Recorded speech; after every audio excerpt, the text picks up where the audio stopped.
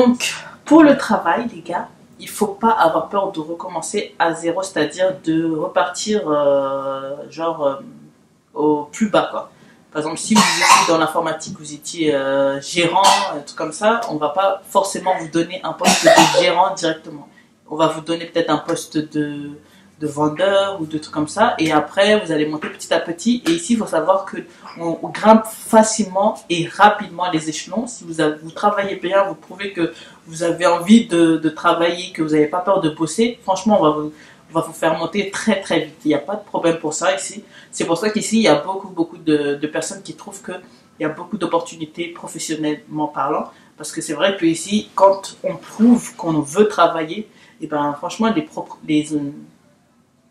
les employeurs, ils vont vraiment vous donner votre chance. Donc c'est pour ça qu'il faut pas être déçu, ou faut pas croire que parce qu'on vient de France que vraiment on doit directement avoir un poste haut niveau, enfin ou dans notre domaine directement. Non.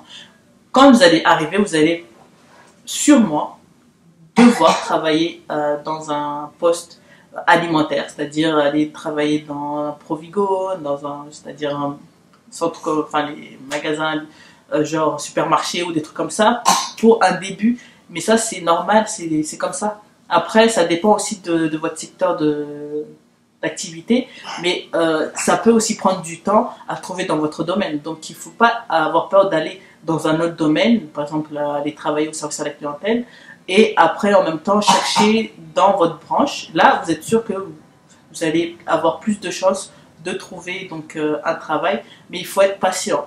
Ok. Moi, de mon expérience personnellement dans l'esthétique, j'ai pas eu de mal, ça a été vraiment au bouche à oreille, parce que mon ancienne propriétaire, elle avait sa soeur, pardon, qui travaille dans un salon, donc c'est comme ça que j'ai pu obtenir mon travail.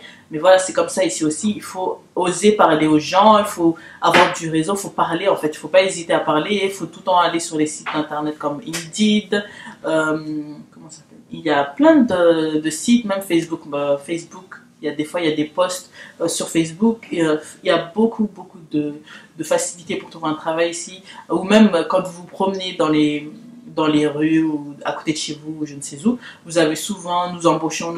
Vraiment ici, il y a beaucoup d'enseignes qui recrutent. C'est vraiment un pays où il y a beaucoup de demandes au niveau travail. Donc pour ça, moi je trouve qu'il n'y a pas de problème pour trouver un travail. Si vraiment on veut travailler, on va pas avoir de problème pour trouver. C'est ça, il faut se dire dans sa tête déjà qu'il ne faut pas avoir peur de commencer à zéro. Moi, c'est le conseil que je vous donne déjà. N'ayez pas peur de recommencer à zéro, et n'ayez pas peur de devoir recommencer au plus bas, ou même si vous quittez votre pays, donc qui est la France, pour venir ici, par exemple, n'ayez pas peur en fait de pas être pris directement. Ouais, parce qu'il y a des postes où, oui, on aime que ce soit des personnes qui parlent bien le français. Si vous parlez en plus anglais, franchement, là, vous avez vraiment beaucoup plus de chance. Mais il faut oser postuler. N'ayez pas peur en attendant d'aller travailler autre part que dans votre poste. Si vous voulez vraiment rester dans votre domaine d'activité. Après, ça dépend ici aussi, il y a des domaines d'activité qui sont très demandés, comme l'informatique. Après, il faut aussi voir si vos diplômes ils sont reconnus ici. C'est ça aussi. Il faut pas. Des fois, il faudra faire une équivalence. Il faudra peut-être se former pour après pouvoir avoir le poste qu'on veut ici. Parce qu'il y a des postes où on ne demande pas forcément des équivalences, mais il y en a où on va vous dire est-ce que vous avez fait des stages ou je ne sais quoi. En fait, ça dépend. On dit que le Québec est compliqué niveau des trucs comme ça. Mais voilà, si vous venez ici, moi je vous dis, n'ayez pas peur. Franchement, c'est un nouveau pays. N'ayez pas peur de recommencer à zéro, de découvrir des nouvelles choses.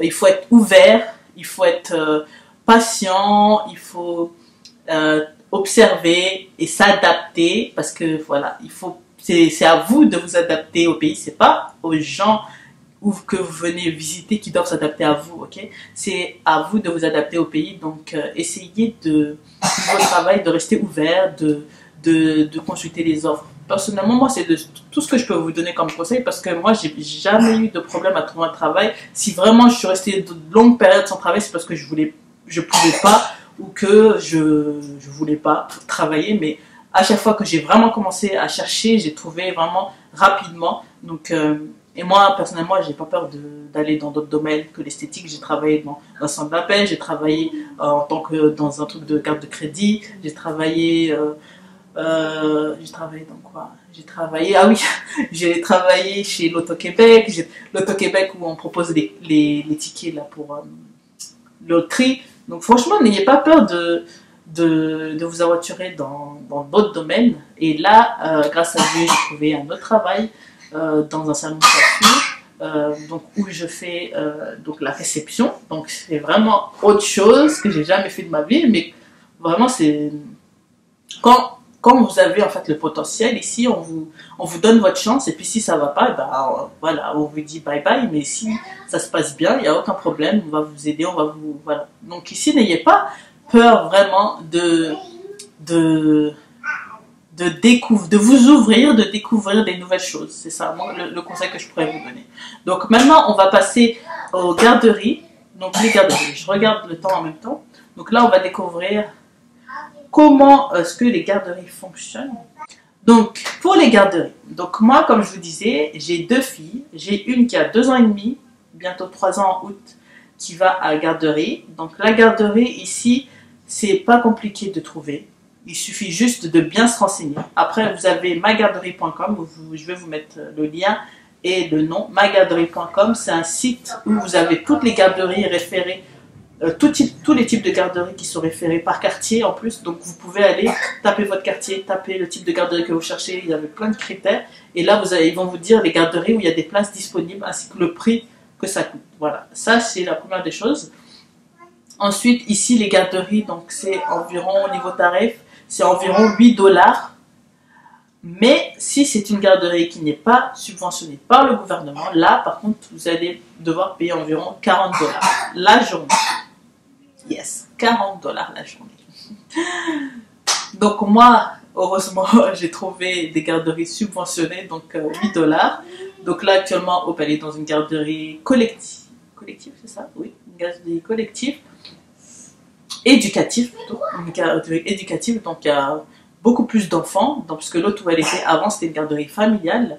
Donc là où elle est maintenant, c'est une garderie éducative. Donc il y a beaucoup plus d'enfants. C'est un petit peu comme une mini maternelle.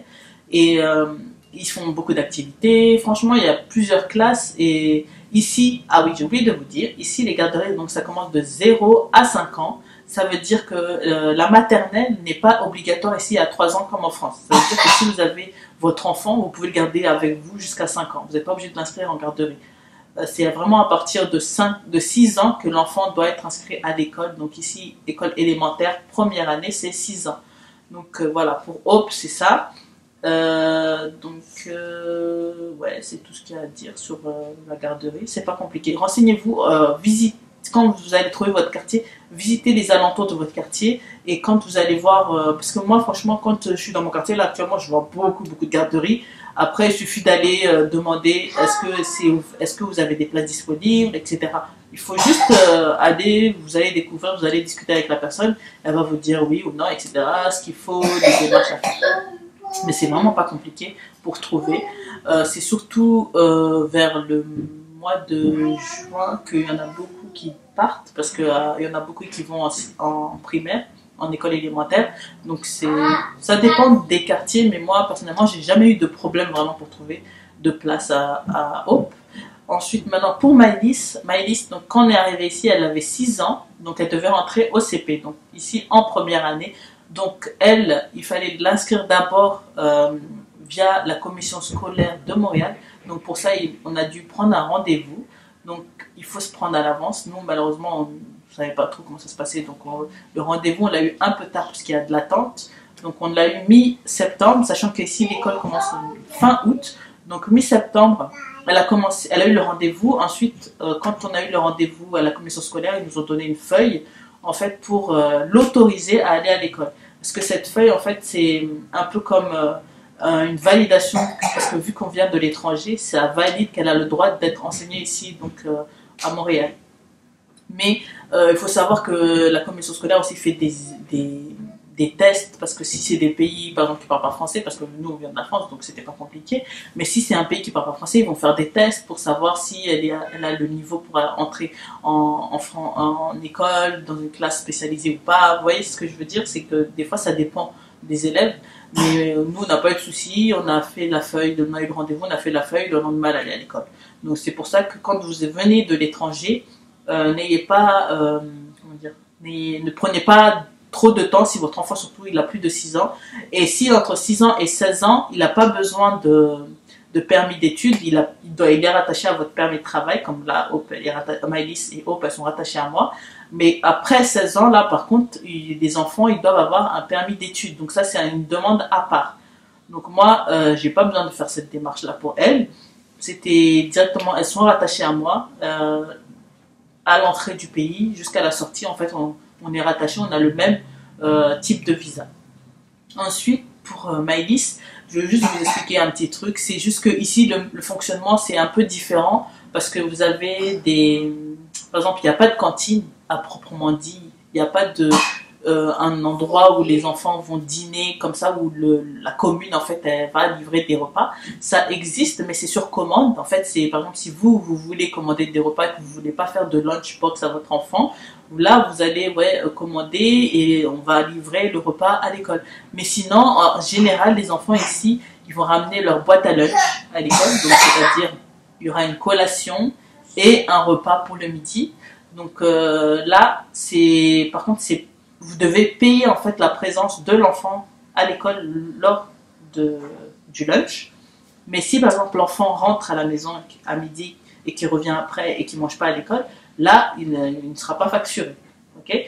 Mais si vous le laissez, mais que vous ramenez la boîte à lunch, là, il sera facturé. Ensuite, après l'école, ici l'école a fini à 15h30, 15h20, vous avez la possibilité de laisser votre enfant jusqu'à 18h. Donc 18h, ça c'est le service de garde. Ça veut dire que ça c'est facturé aussi. Donc, par exemple, si vous le laissez avant, vous avez le service de garde ici qui est de 7h pour Maëlys, par exemple de 7h à 18h. Si vous laissez votre enfant entre 7h et par exemple 8h, le moment de l'école, en fait vous devez payer tout ce qui va rester à l'école. Donc ça c'est à peu près $8 la journée, mais c'est pas énorme là. C'est moins de $200 le mois si vous le laissez régulièrement au service de garde. D'accord? Donc ça c'est juste un petit truc qui est un peu différent de la France, mais sinon à part ça c'est à peu près les mêmes programmes, il n'y a aucun problème. Elle a appris à lire ici, elle a appris à côté, elle se débrouille très bien. Donc niveau programme je ne peux pas y aller plus poussé vous dire parce que je ne connais pas non plus le programme en France et le programme ici, mais sinon Hope et Maëlys s'adaptent très très bien, elles se font plein d'amis, elles adorent leur vie ici, elles sont vraiment très très bien. Donc sinon, si vous avez d'autres questions concernant la garderie, parce que je pense que j'ai tout dit, il n'y a aucun autre point à ajouter. Non, sinon elles font des activités, Je trouve qu'il y a plus d'activités et à chaque événement, en fait, par exemple, chaque fête qu'il y a dans le calendrier comme le Saint-Valentin, le Noël, Pâques, etc. Il y a beaucoup d'activités, en fait ils font beaucoup de journées à thème et c'est très très, je trouve que c'est cool parce que ça donne de l'animation, c'est pas comme en France c'est un peu plat des fois je trouve, mais sinon ici je trouve que c'est assez animé, il y a beaucoup de fêtes, beaucoup d'activités, ils font beaucoup de sorties, par exemple il y a des journées pédagogiques, ils vont les sortir, ils vont les emmener quelque part, mais si vous ne voulez pas, vous pouvez le garder avec vous à la maison, mais si par exemple vous voulez le laisser à l'école et qu'il y a une sortie, vous pouvez le laisser aller à la sortie, par contre ce sera payant bien sûr, mais en fait c'est des petits plus qu'ils apportent pour vos enfants. En plus de ça il y a la neige en hiver, donc ça les éclate, mais nous un peu moins parce que c'est long, mais sinon les enfants sont vraiment gâtés et choyés ici, vraiment. Il y a beaucoup d'activités, il y a beaucoup de fêtes, beaucoup de festivals, il y a beaucoup en été, il y a les parcs, il y a les bateaux joie, il y a les piscines gratuites. Franchement, les enfants, ils sont vraiment gâtés. Donc, il n'y a aucun souci pour vos enfants ici, en tout cas. Et c'est ça, en tout cas, une chose que j'ai remarqué ici dans les transports, c'est que dès que vous avez un enfant, je vous jure que vous allez avoir une place directe. c'est un truc de ouf. Mais ici, là, c'est un truc de dans les transports. À chaque fois que je suis avec OP Mylis, mais tout le monde se lève. Ou oh, asseyez-vous. Oh, il faut que ça soit. Oh, non, non, non. C'est un délire. Une fois même, le chauffeur de bus, j'avais la poussette. Petite anecdote. Je rentrais dans le bus et le bus était chargé. J'ai dû plier la poussette et j'ai porté Hope. Et donc à la porte, il n'y avait pas de place. Donc j'étais vraiment à la porte. La porte, il y a Maëlys, elle est rentrée. Et le chauffeur de bus, il m'a dit attendez, attendez madame. C'était un haïtien. Il m'a dit attendez, il a mis un peu un journal, vous savez, à côté de lui. Parce qu'ici, il n'y a pas de vitre entre le chauffeur de bus et nous. Donc il a mis un journal juste à côté de lui. En fait, il y avait une marche. Il a mis un journal là, il a dit allez-y, posez votre fille là. Du coup, hop, elle s'est assise. Et après, il a démarré, on a dit, ah voilà, c'est bon. Il a commencé à taper la discute, hein, on a commencé à rigoler.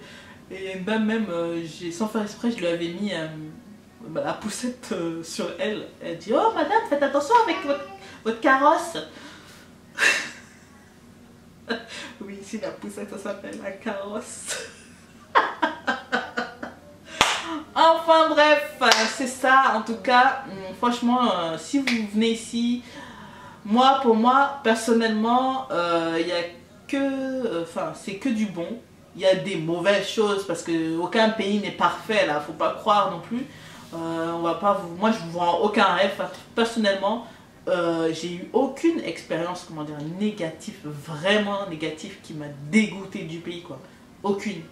J'ai déjà eu même une expérience d'un mec qui était raciste, mais moi je vais mettre ça sur le compte de l'ignorance parce qu'il y a des personnes qui sont au fin fond du Québec ou au fin fond des villes où ils voient que ce qu'il y a à la télé, donc ils ne savent pas vraiment la réalité des choses, ils ne connaissent rien. Donc moi j'ai juste envie de leur dire, voilà. Mais sinon, franchement, vivre un moment vraiment raciste ou un truc raciste de je sais pas comment là, comme en France je peux voir, je peux entendre ou des trucs comme ça là, ici franchement tout le monde est ouvert, la majorité des Québécois sont ouverts, ils vont venir vous parler, ils vous connaissent pas, même dans la rue, dans le bus, c'est vraiment des personnes très très très ouvertes, très chaleureuses, il n'y a aucun problème. Franchement moi c'est un pays que j'aime beaucoup. Et c'est pour ça que j'ai même pas envie de rentrer en France, que je veux pas rentrer en France, parce que franchement j'en ai eu des occasions de rentrer en France, mais non, je préfère vraiment ma vie ici, je suis vraiment bien ici. Donc si vous avez la chance de venir, moi je vous encourage, faites vos démarches, allez sur le site de CIC pour le Canada, arrêtez de me demander de vous aider pour venir, parce que j'ai encore des personnes qui ne comprennent pas, le message ne passe pas. Je suis désolée, mais je ne travaille pas avec le gouvernement canadien ni québécois, donc je ne sais pas comment ça se passe pour les personnes habitant ou je ne suis pas avocate à l'immigration. Voilà, on va mettre ça au clair, je ne travaille pas pour le gouvernement canadien. Alors s'il vous plaît, faites vos recherches et allez vous renseigner avant de me demander de vous aider à venir ici, parce que je ne peux pas vous aider à venir ici. La première personne que je devrais aider à venir ici, c'est peut-être ma mère ou une de mes sœurs, ou voilà, c'est des gens de ma famille. Mais voilà, vous ne pouvez pas demander à quelqu'un que vous ne connaissez pas de vous aider à venir dans un pays où c'est très compliqué déjà de venir. Déjà moi, j'ai des problèmes pour rester là. Je ne sais pas comment je vais faire pour rester ici. Je rigole. Non mais c'est compliqué de rentrer au Canada, c'est compliqué, les démarches sont lourdes. Donc voilà, c'est pas parce que je suis déjà ici. Enfin, si ça aide d'être déjà dans le pays. Mais on va dire que c'est pas un passeport qui va me donner donc un code promo à distribuer à chaque personne qui veut venir ici. Non, I'm sorry, encore une fois. Ok, bah écoutez, je vous fais des gros bisous et je vous remercie d'avoir regardé ma vidéo jusqu'au bout. Je vous souhaite de passer une très très bonne journée, très très bon après-midi. En tout cas, j'espère que tout se passe bien pour vous. Je vous fais des bisous, je vous remercie. Si vous êtes nouveau sur ma chaîne, si tu es nouveau, tu passes par là, abonne-toi. Si tu as regardé ma vidéo jusqu'à la fin, abonne-toi. Cloche, cloche, cloche, cloche. Clique sur la cloche. Et puis je te dis à la prochaine.